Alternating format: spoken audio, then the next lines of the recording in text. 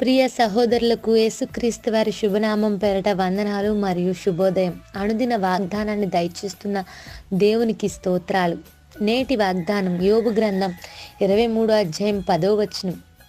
నేను నడుచు మార్గం ఆయనకి తెలియను, ఆయన నన్ను శోధించిన తర్వాత నేను సువర్ణం వలె కనబడుదును. యోబు జీవితం మనందరికీ తెలుసు. అనేక ప్రతికూల పరిస్థితుల్లో, శోధనలతో జీవిత ప్రయాణంలో సవాళ్లను ఎదుర్కొన్నవాడు యోబు. కానీ చివరకు దేవుని చిత్తానుసారంగా విజయాన్ని పొంది నేటి తరమైన మనందరికీ ఎంతో మాదిరిగా ఉన్నాడు. నా మార్గము నా ప్రభువుకు తెలియను అంటే ఇక్కడ నేను అనుభవిస్తున్న కష్టాలు, సమస్యలు, ఒడిదుడుకులు అన్నీ నా ప్రభువుకు తెలుసు. నేను ఆయన్ని ఎందుకు నాకు ఈ జీవితాన్ని ఇచ్చో, ఎందుకు నాకు ఈ శ్రమలు పంపించావు అని ప్రశ్నించడం లేదు, ప్రభువుపై విసుక్కోవడం లేదు, సనుక్కోవట్లేదు. కానీ ఆయన నన్ను శోధించడం నాకు ఎంతో మంచిది. నన్ను సువర్ణం వలె మార్చేందుకే ఈ పరిస్థితులు నాకు వచ్చాయి అని యోబు ఈ వచనంలో మాట్లాడుతున్నాడు. ఈ ఉదయకాల సమయంలో నీవు నేను కూడా ఆయా రకాల గాఢాంధకార పరిస్థితులు గుండా వెళ్తున్నామేమో. కొన్నిసార్లు మనం ఊహించిన విధంగా శ్రమ వెంబడి శ్రమ కలుగుతుందేమో. నేను ఒకలా ప్లాన్ చేసుకుంటే నా లైఫ్ ఎలా ఉందేంటి, పరిస్థితులు ఎలా మారిపోయాయి ఏంటి, నా జీవితం కోసం ఎన్నో ఆశలు కలిగి ఉన్నాను, ఎన్నో ఊహలు కలిగి ఉన్నాను. ఈ భయంకర పరిస్థితులు హఠాత్తుగా నా జీవితంలోకి ఎందుకు వచ్చేసాయి?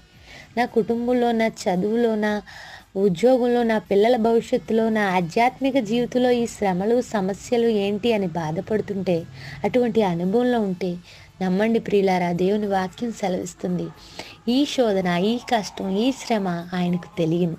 నిన్ను సువర్ణం వలె మార్చుటకే ఆయన చిత్తంలో భాగమే మన పట్ల నేడు నెరవేరుతున్నది. మనకు మనం దేవుని చిత్తానికి అప్పగించుకోగలిగినప్పుడు ఈ కష్టాలు, ఈ శ్రమలు మరింత ఆశీర్వాదకరంగా మార్చబోతున్నాయి. దేవుడు సువర్ణంగా మార్చుతాడు అంటున్నాడు. నశించిపోయే సువర్ణం అగ్ని పరీక్ష వల్ల పడుతుంది. ఒకవేళ రోల్డ్ గోల్డ్ బంగారాన్ని అగ్నిలో వేస్తే అది కాలి బూడిదైపోతుంది. అదే బంగారాన్ని వేస్తే అది ఇంకా మెరుగై మేలిమి బంగారం అవుతుంది. అప్పుడు దాని విలువ, వెల మరింత పెరుగుతుంది. నీ జీవితంలో ఇంకా అద్భుతాలు చేయడానికి, ఇంకా ఆశీర్వాదకరంగా మార్చడానికి, ఇంకా ప్రభువు రూపంగా నిన్ను మార్చడానికి నీకున్న ఈ సమస్యలు, శ్రమలు ఒక అవకాశమే కానీ ఆటంకం కాదు. యోబు సువర్ణంగా మార్చిన తర్వాత రెండింతల ఆశీర్వాదాన్ని చూశాడు. అదే యోబు జీవితం యొక్క రహస్యం.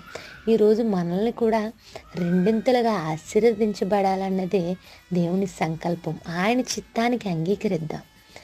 ఈ రోజంతా ఈ వాగ్దానం మనల్ని నడిపించాలని కోరుకుంటూ ప్రార్థన.